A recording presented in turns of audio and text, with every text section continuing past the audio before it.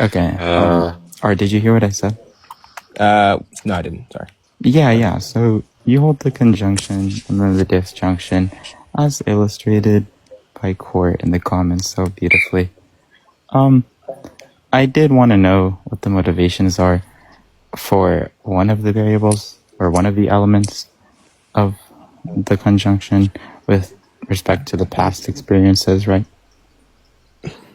Just in respect to past.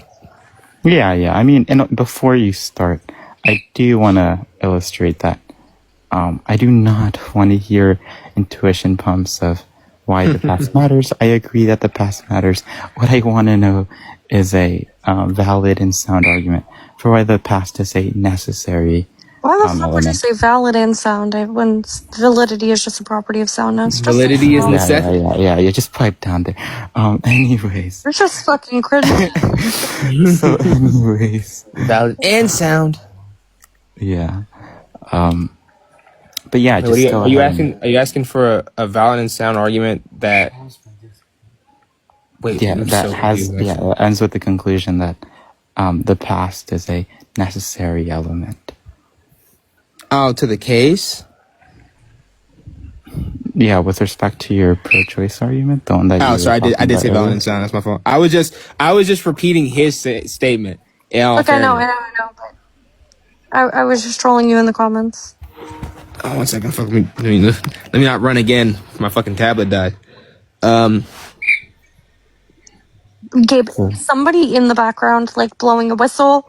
Is there a bird? What is that sound? Somebody's playing. That's my Don't worry about that. I'll turn that off. Okay, there we go. So now that's. Am I done with the Rancho debate? I think Rancho, he said a lot. He gave a bunch of enthusiastic hypotheticals, but I think that the most important thing right now is for you to focus on this argument. Yeah, but that just doesn't clarify whether the Rancho debate is done. You're right, it doesn't. I just thought it was irrelevant. Okay. Is it done? I mean, if it's done, I'm fine to move on. I don't know why Art's getting jumped, but it's okay. Rancho's still here. Rancho, are you okay with Art just answering my question? Yes. Yeah. Right. That's fine. Yeah, okay, great. Did you hear my question, Art? Do you want me to repeat it to you? Yeah, you want a sound argument in which the conclusion is paths is necessary? Yeah. It's a necessary element. Yeah. Do you have that? I'm trying to think. I'm trying to wrap it up to where it's valid and sound. Oh, valid and sound. Yeah, that's great. Do not point out how it's redundant, Court. I swear to God. It just does feel. It does feel. Yeah. If the anyone question points just. out, The question just seems. The question just seems like odd. Because I'm trying to figure out how the fuck. It is a necessary trait to the. It just seems like it's. Yeah, I don't want to say. you put it out there. That's like the first thing you have to defend. I mean, that's pretty competitive in the literature, right? Whether or not the past is a necessary element for some sort of persistence of identity or even with respect to moral worth, right? I mean, that's very competitive. Art, he's just asking you to illustrate why the conjunction of past and future is necessary. Well, not just. Well, that's the not what future he's stuff asking. is fine. Just the past stuff, like he's asking for just the past. Yeah, why the past stuff is necessary in the contract. Yeah, it seems, but if he wants like an argument for it, and obviously it can be informal. Informal arguments part. Then it's not sound. Valid. Sorry, it's not valid. What you think? Actually, no. Sorry, is it? If it's informal, it can't be sound. What? I need to go back over that Hume book. Like he's just saying that validity typically follows inference rules, and if you're not asking him for a formal argument, if you're just asking him to informal arguments use inference rules. Yeah, but he's saying. Okay, never mind. It doesn't matter. Look, validity is typically referred to in formal arguments. You're looking for usually a cogent argument if you're asking him for something that's informal. That makes more sense. Yeah, cogent. Cogent, yeah. I mean, either is fine. Well, yeah. Well, then I would. Contingent means valid. Then I would say something like, it seems to be the case that when we give distinctions between like states of affairs that lack past accounts, these past accounts give credence to reasons why the entity either shouldn't be harmed, or reasons why that entity has some like which accounts? Yeah, so another one account that I know I'm or was taught to me was like reasons like why copyright matters, or why like we obviously respect people's domains to how they want to be people's demands to how they want to be discarded or disposed of. Still, even though that person just really quick. I prefaced before this whole spiel that I did not want to hear motivations for why the past matters. Even the most trivial and uncompetitive competitive views agree that the past matters. What's being asked of you is to say why the past is necessary. Those two things are not the same. Yeah, maybe then I don't. Why the past is necessary? Yeah, because that's part of the conjunction that you have, which is to say that each of the elements, the past and the future respectively, are necessary conditions. But it's different to say that the past matters than to say that the past is a necessary condition. Those two things are not the same, and to equivocate on them is a very rudimentary and immature philosophical blunder. Why are you talking in ASMR? It is getting annoying.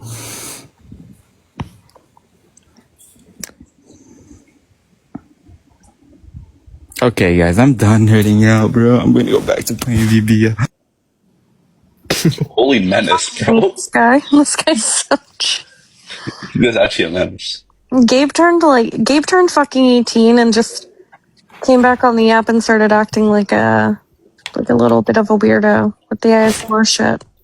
A little bit of a weirdo. Yeah. Anyway. Yeah, I'll formulate an argument on that.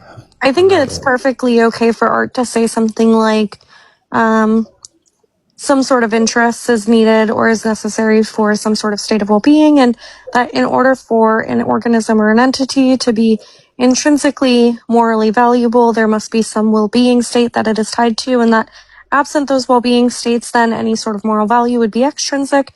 Thus, the past informs well-being states, meaning that the past would be necessary for the organism or the entity in question to, past experiences would be necessary for them to be intrinsically morally valuable.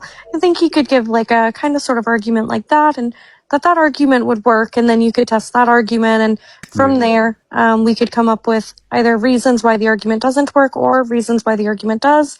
And I think that those types of arguments are typically pretty easy to defend, so maybe we can run with something like that. Art, what do you think of that argument? It sounds great. Okay, beautiful. Okay, so there was an inference made with respect to the past informing the future states, and is that the inference that was made? Because that's not the inference. I wasn't done with saying what the inference was. So how do you know what the inference is? Like I got what the first part of the inference. The inference has two parts, right? It's like a relational phenomenon.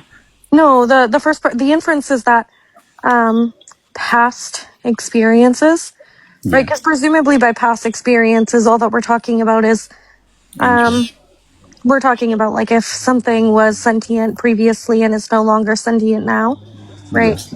Okay, so that is what informs any form of meaningful interests, right? And then from there, we want to talk about well-being states and well-being states being informed by those interests. Maybe he takes like a interest satisfaction or a desire satisfaction or some sort of hedonic account of well-being.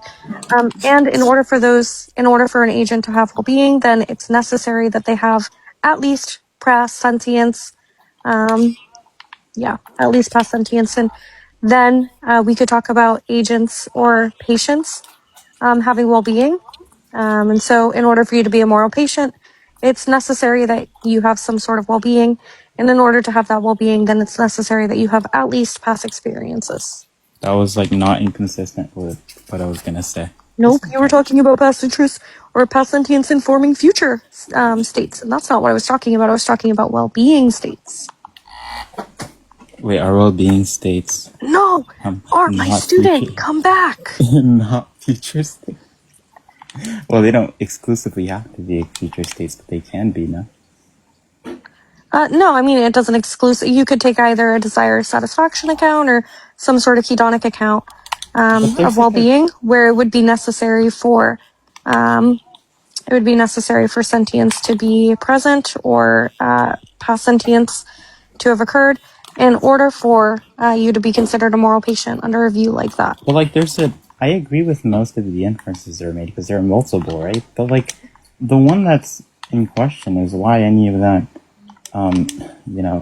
makes your credences higher with respect to believing that the past is necessary. That's the inference. Well, the inference that I'm making is that in order for you, he's saying necessary for intrinsic moral value, and intrinsic moral value under what I just gave you would, in order for something to have intrinsic moral value, then they would have to be a subject of well-being. Yeah, okay, but then the stuff about informing those well-being states, there's a jump in logic from that to believing that sort of thing is necessary for... Well, under any hedonic account or desire satisfaction account, it's just trivial that it's necessary. I misspoke. What I meant to say was that stuff about informing those well-being states is enough for you to say that you're justified in believing that the past is necessary, right? Okay, yeah, but look here, maybe I can try to clarify this for you. Okay, so... Wait, do you agree that's the inference, though? Really quick. Kind of. I want to make sure that it's clear, though. So the inference that's being made under what I just presented is that, in order for something to have necessary moral... Jesus Christ. In order for something to have intrinsic moral value, they're a subject of well-being. And then you take a well-being account. Wait, why keep that? Why accept that? Oh, wait, you're asking why would you accept that? Yeah, that's the... Okay, you're making... Okay. Yeah, that's what I'm asking. Like, why? Okay, yeah, well, by intrinsic moral value, presumably all that's meant is something that has some sort of intrinsic moral consideration. And the things that have moral consideration due to some sort of intrinsic property that they possess. That's competitive. Why accept that? Wait, why accept that for something to have intrinsic moral value? There are views that think that there are subjects that, subjects might be a little bit of a loaded language, but there are views that think that, there are elements or entities that do not have intrinsic moral worth, but are still in some way, shape, or form morally considerable, which kind of negates what you said about... Wait, morally considerable for intrinsic purposes or morally considerable for extrinsic purposes? Yeah, so the point is that... Yeah, I'm talking about intrinsically morally considerable. Morally considerable insofar as the consideration is there for themselves because of... Yeah, I'm talking about them being considerable because of some trait that's true of them. Okay, continue with what you were saying. Right, okay, so...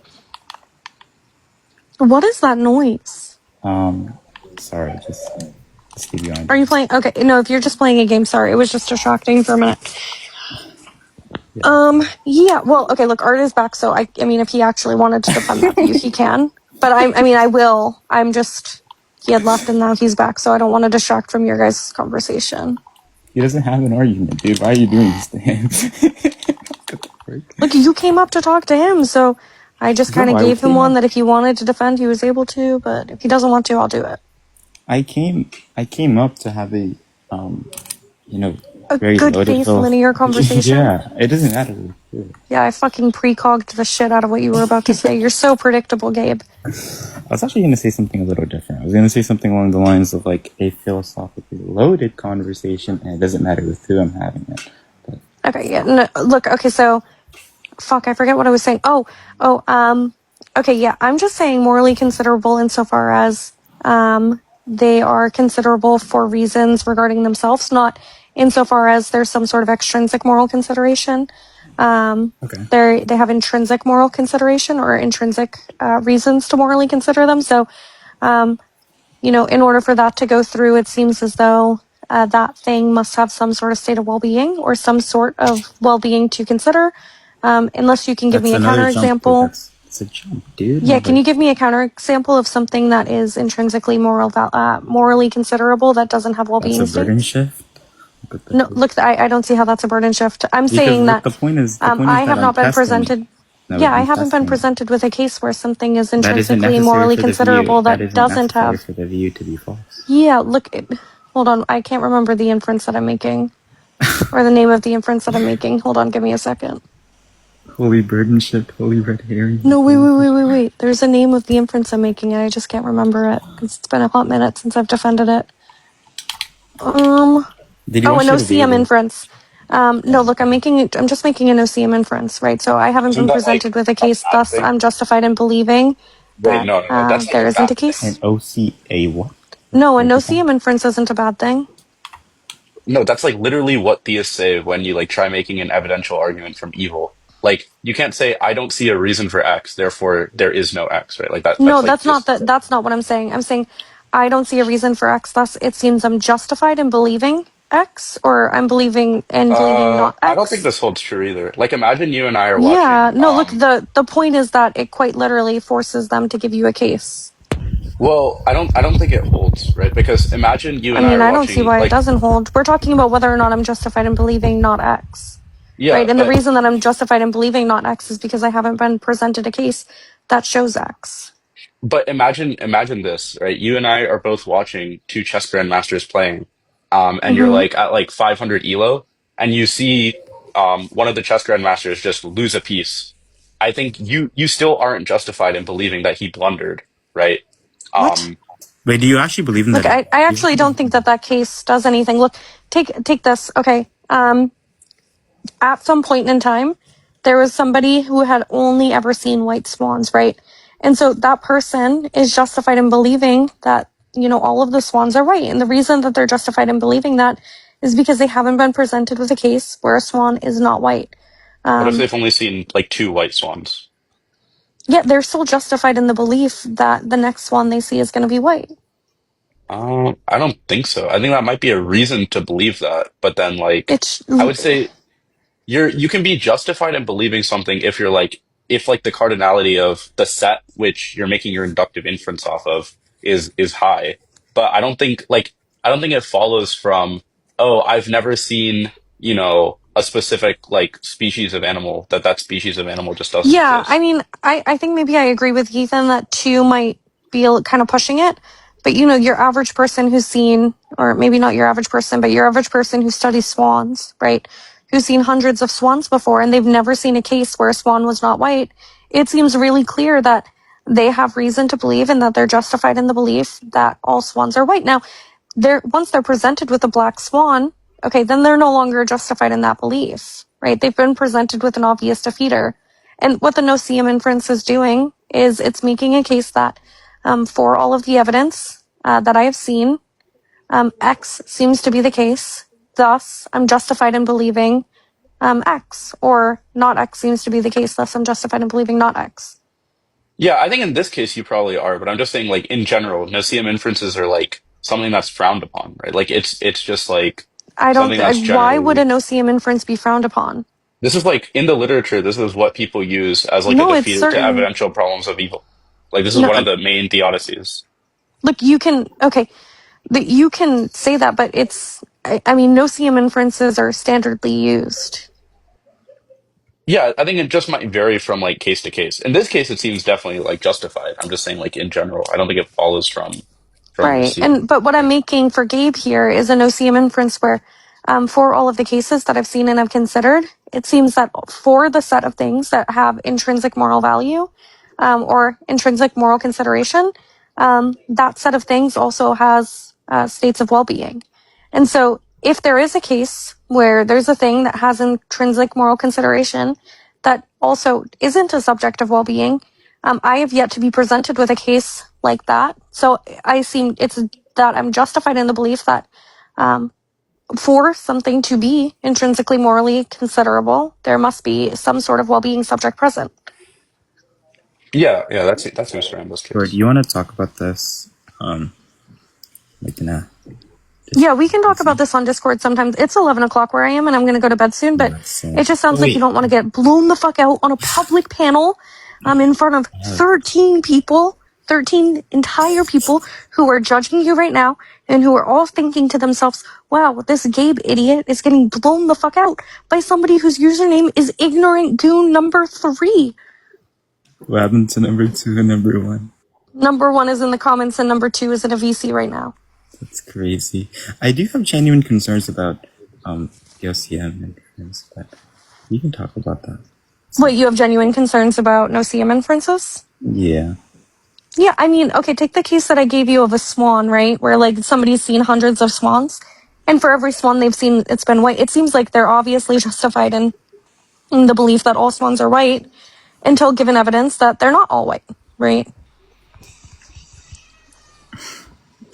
Sorry, I'm responding to this guy. Give me 1 second. So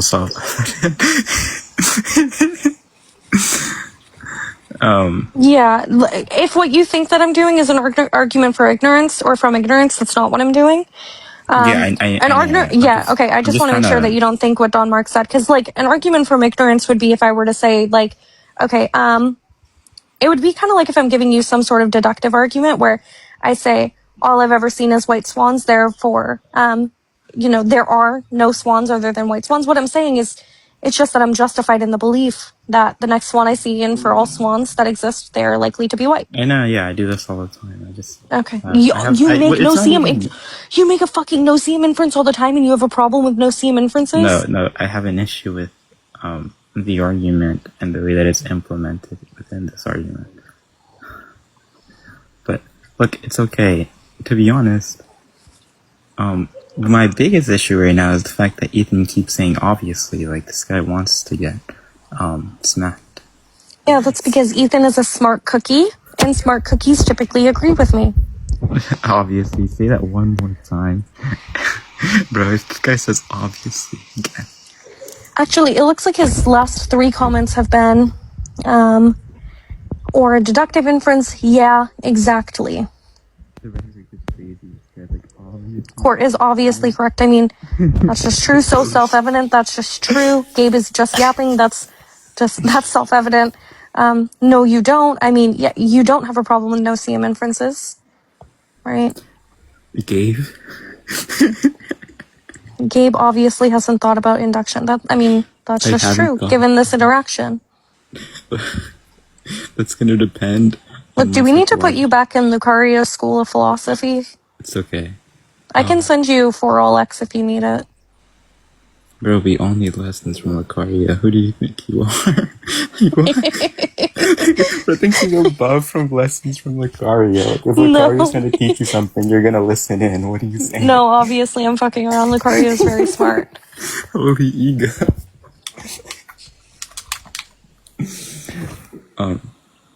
Yeah, that was a great conversation, guys. Yeah, really, really, really good faith conversation with an idiot interlocutor. Okay, next. Yeah. I'm sorry, Art, for attacking you like that. No, valid. I was kind of trolling. But it's okay. It's okay. It's okay. Rancho, see, our conversations never get this rhetorical. Guys, I'm gonna start streaming VBL with a friend of mine that gets like 300 viewers per stream on You it. say BBL. BBL Drizzy. Wait, you guys don't know what that is. I'm streaming Roblox, like video games and stuff. Oh, wow. What an interesting reaction. Bro, that was good faith. What is this guy talking about? It was not. You tried to fucking reject inductive arguments. No, okay. That's a stretch. That's a stretch? What? I never said the words, oh yeah, I think OCM inferences are stupid and dumb. Ethan, I bench more than you. I bench your body weight. This guy's talking about estrogen maxing. I probably would bench twice your body weight talking about some estrogen maxing. Bro, why is this guy talking on like I think he's 0.5x talking about the speed? fact that you're ASMRing into your microphone in the middle of a debate. It's W rhetoric. Wait, unironically, do you think that ASMRing into your microphone during a debate is W rhetoric? Bro, stop being a freaking... Ooh, stop being so pedantic, Ethan. I was obviously referring to the way it was implemented into the argument, like, obviously. freak. Now I am curious. 5 more minutes until I end this live. What's Poochie, you should go live more. You're always on Discord, Right? but you should do more lives on TikTok. Right? Oh, wait, Poochie, I think you should go live more. Yeah, actually, I think you should go live more. thinking that. Okay, I think that these people are just fucking copying me now. Yeah. Jesus. I've been. Oh no, she caught on. Wait, Gabe, what's your bench? Huh? That's it. What's your bench, Gabe? That's it. Are you talking to me? I'm talking to Gabe. Ah. Like so confused. 275. Wow. 275. Yeah, that guy's a liar. You can hear it from his voice. He has like flimsy arms.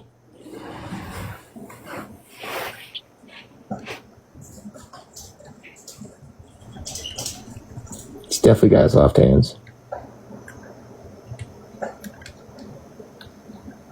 So He got soft hands. little boy. Wait, Kurt, have you heard the case of like the old general and the young soldier? Maybe.